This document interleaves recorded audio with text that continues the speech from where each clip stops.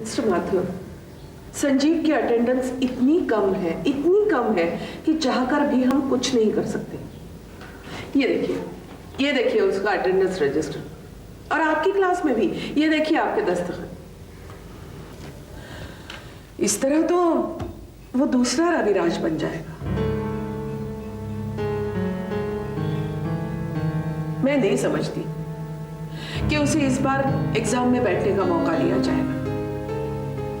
देखिए, आप हर बार हर स्टूडेंट की मांग लेकर ट्रस्टीज के पास जाएंगे तो मुझे नहीं लगता वो एंटरटेन करेंगे। तू क्यों गया था सागर से मिलने?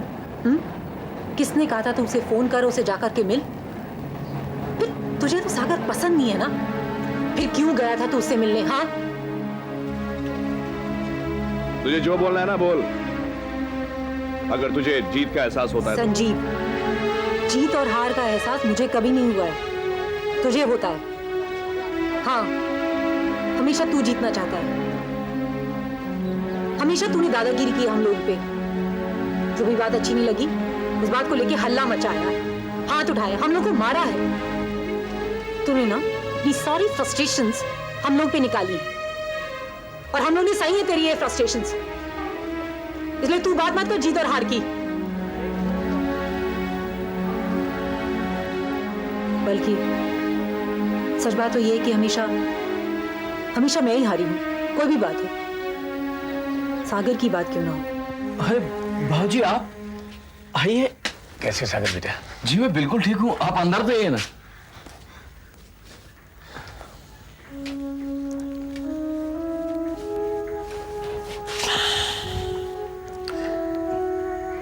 बेटा मैं घर पे किसी को बता करके नहीं आया कि मैं तुमसे मिलने आ रहा हूं।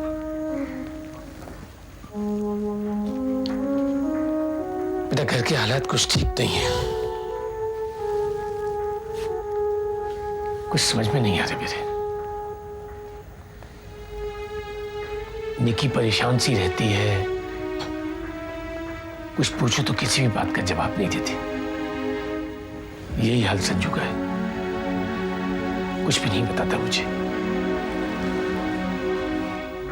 बस वो दोनों मिले पता नहीं आपस में क्या बात करते रहते हैं। माँ और बाबूजी कब खिलाफ थे सागर? मैं ही खिलाफ था ना। अब मैं तुझसे कह रहा हूं ना कि माँ और बाबूजी पहले से ही शादी और कोई चारा नहीं था उनके पास। इस गरीबी में कहां से करवाते वो मेरी शादी? अभी तो अच्छा है कि लड़की खुद एक लड़का लेकर के आ गई है, जिसमें ना कोई खर्चा है ना कोई जिम्मेदारी, बस निपटा देना है। वो ना मेरी शादी के समझौते को राजी हो गए हैं। पागल हो गई है तू? हाँ, तुझे लग रहा है कि मैं पागल हो गई हूँ? वरना ये अजीब बात नहीं है कि उन्होंने एक बार भी नहीं पूछा सागर की जात पात क्या है, उसकी माँ कौन है, उसका बाप कौन है। बस ऐसे उठा करके दे रहे हैं अपनी बेटी को। अच्छा ठीक है, सब मानता हूं मैं, पर तू सागर से प्यार करती है कि नहीं? हाँ करती है, तो फिर शादी क्यों नहीं कर लेती? शादी शादी शादी शादी शादी, भगवान के लिए तू मेरे और सागर की शादी के बीच में मत पड़, क्योंकि मुझे वैसे बहुत गुस्सा आ रहा है कि तू उसे मिलने क्यों गया था, क्यों मिलने गया था। सागर ये कह रहा था। क्या कह रहा था? कि तू उससे इसलिए शादी नहीं करना चाहती क्योंकि तुझे हम लोगों की चिंता है। क्या ये बात सच है? अरे यही वजह है क्या? बोलना। और अगर यही वजह है ना तो जा कल ही शादी कर ले उससे। जब एहसान में चढ़ा हमारे सर पे अपने कमाकर खिलाने की, ये बातें बोल बोल कर माँ और बाजी को तो छोटा कर ही दिया तूने, मुझको नपुंसक बना दिया तूने।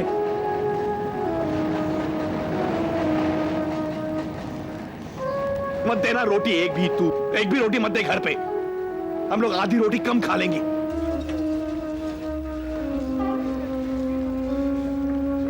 वैसे भी कौन सी दूध और मलाई आती तेरी तनख्वाह में? हाँ? बंद कर, भगवान के लिए एहसान जताना बंद कर। शादी कर और जा यहाँ से, निकल जाओ। तू कुत्ता है, तू कुत्ता है, कमीना है, तुझे पता है ना ये? मैं कब जताया तुम लोगों पे, कब जताया तुम लोगों पे, कब जताया तुम लोगों पे? बेटा, मैं तो तुमसे सिर्फ ये पूछने आया था कि तुम्हारी और निकी के बीच में सब कुछ ठीक तो है ना?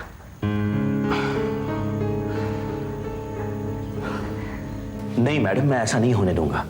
अभी भी कुछ भी नहीं गया है हाथ से। अब देखिए ना रजिस्टर।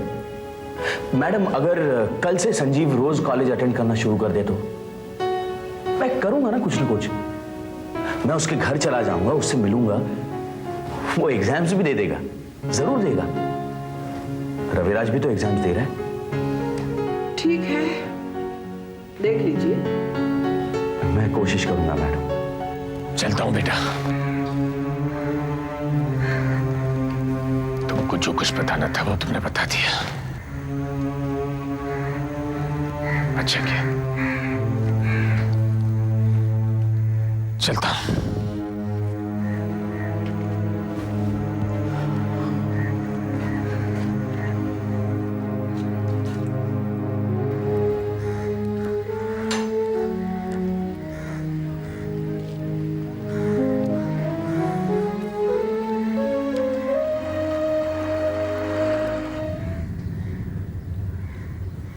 ये लीजिए।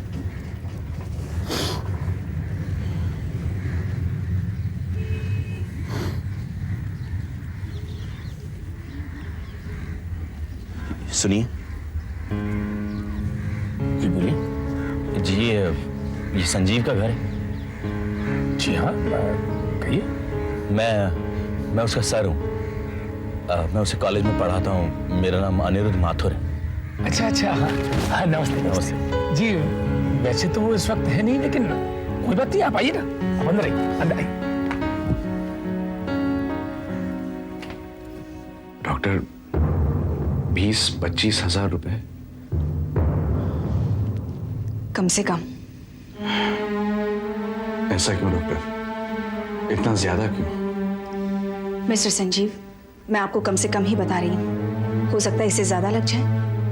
ऑपरेशन है, दवाइयाँ हैं, फिर उन्हें सैनिटोरियम में रखना है। ये सब मिलाकर इतने तो लग ही जाएंगे। क्या कुछ कम नहीं हो सकता? मैं कोशिश करती हूँ कि किसी मेडिकल सेंटर या फिर किसी दूसरी जगह से अगर फंड्स का। Funds?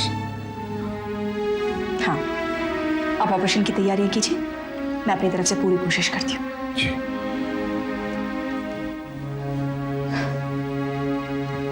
Thank you very much doctor. दरअसल संजीव काफी टाइम हो गया कॉलेज नहीं आ रहा। इस बात को लेकर मैं जरा सा परेशान था। हाँ, शायद नहीं पहुंच पा रहा होगा। दरअसल वो आजकल थोड़ा परेशान है अपने आप में।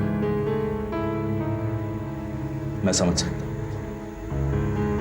मैं सब समझ सकता हूं। इसीलिए तो मैं उससे मिलने आया हूं।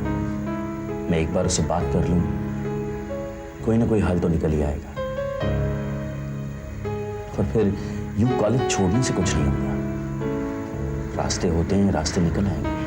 कोई रास्ता निकल आए तो बेहतर है। हम भी यही चाहते हैं। हमने संजीव में बहुत से सपने देखे, बहुत कुछ काट काट कर सजाया उसे, जैसा भी है। इसीलिए जब उसे परेशानियों में उलझा हुआ देखते हैं तो बहुत तकलीफ होती है। आप भी उसे अपने जैसा बना लीजिए प्लीज। हमने उसे सपने में वैसा ही देखा था जैसा कि आप। बादशाह साहब, ये मेरी बेटी है निकी, संजीव से पढ़ी। नमस्ते। नमस्ते, बैठिए ना। एक दवाई की कंपनी में काम करती है। अच्छा। बेटा सागर नहीं है आज? नहीं। उससे मिला तो था ना? नहीं, मैं अंदर होके आती हूँ, आप बैठिए ना।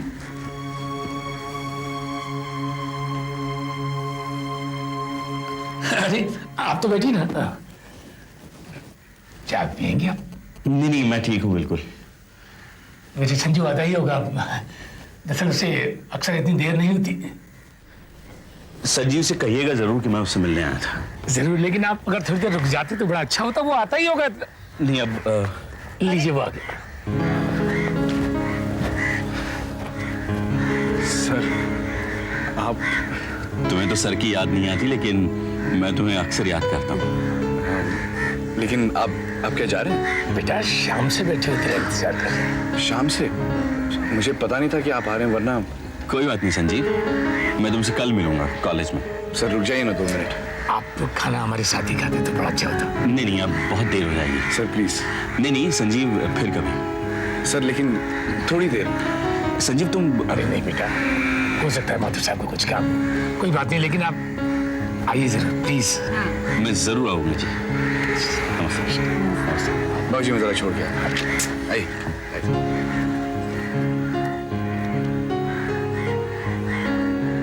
तकलीफ मुझे भी तो होती है सर। इस बात की तकलीफ तो होती है कि अपनी डिग्री हासिल न कर पाना,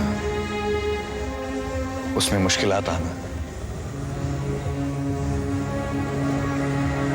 पर अपने माँ और बाबूजी के सपनों को पूरा न कर पाना।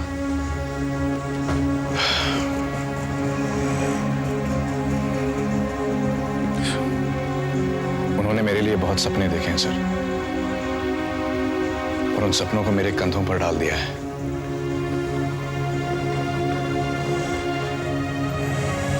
ये जो घर देखा ना आपने सर, वहीं पर मेरे बाबूजी पैदा हुए थे, वहीं पर बड़े हुए, वहीं पर उनकी शादी हुई, हम पैदा हुए, हम बड़े हुए।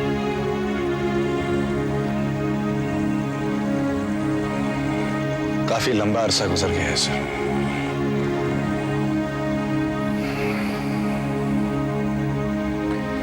पर कुछ भी नहीं बदला है।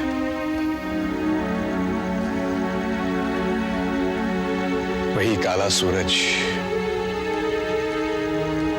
काली सुबह हर दिन, वही रात का इंतजार,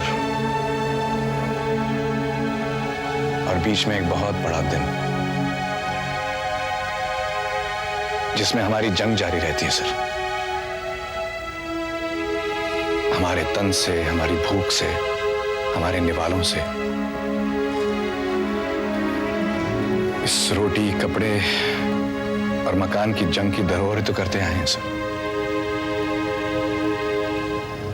हमारी आने वाली पीढ़ी को, उसके आने वाले पीढ़ी को, और फिर उसके आने वाले पीढ़ी को।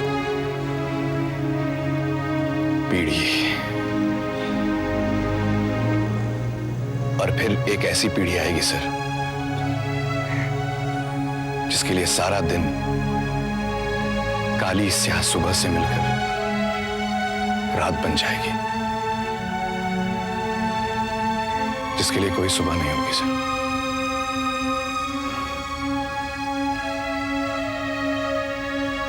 सर हमें रोटी अपना पेट भरने के लिए नहीं चाहिए, जिंदा रहने के लिए चाहिए सर। कपड़ा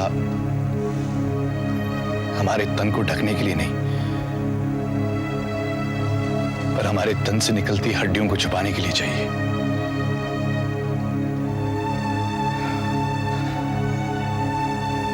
मैं पूछता हूं कि हम जिंदा क्यों हैं?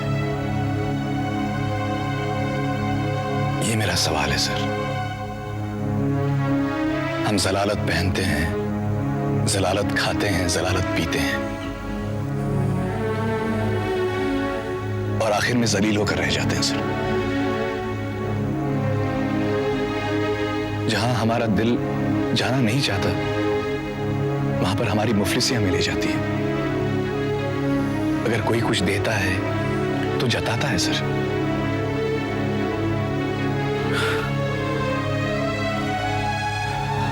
सर हम एक एक पल अपने अंदर मरते हैं, तो फिर हम जिंदा क्यों हैं?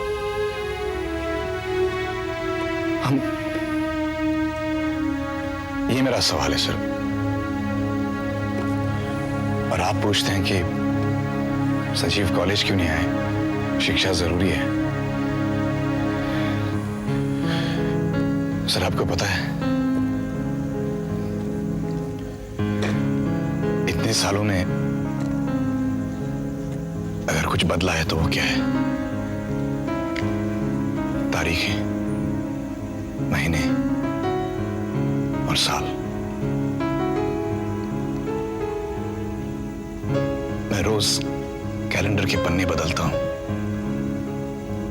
और बदलता रहूंगा, फिर भी हम जिंदा हैं सर, जिंदा है।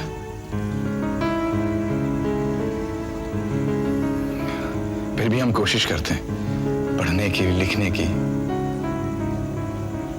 शिक्षा जारी रखने की। और सच कहूं सर,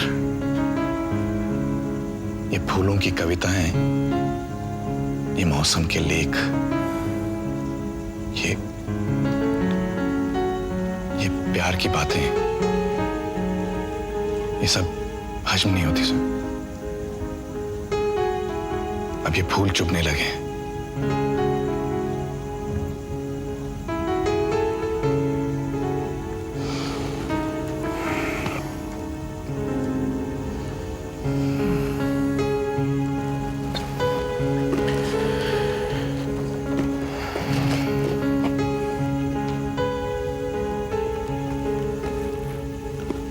तुम यहां से वापस चले जाओ संजीव, घर वाले तुम्हारा इंतजार कर रहे होंगे। अरे नहीं सर, मैं आपको थोड़ी दूर और छोड़ के आता हूं। नहीं संजीव, तुम लौट जाओ, मैं चला जाऊंगा, वरना वापसी का बहुत लंबा रास्ता तुम्हें अकेले तय करना पड़ेगा।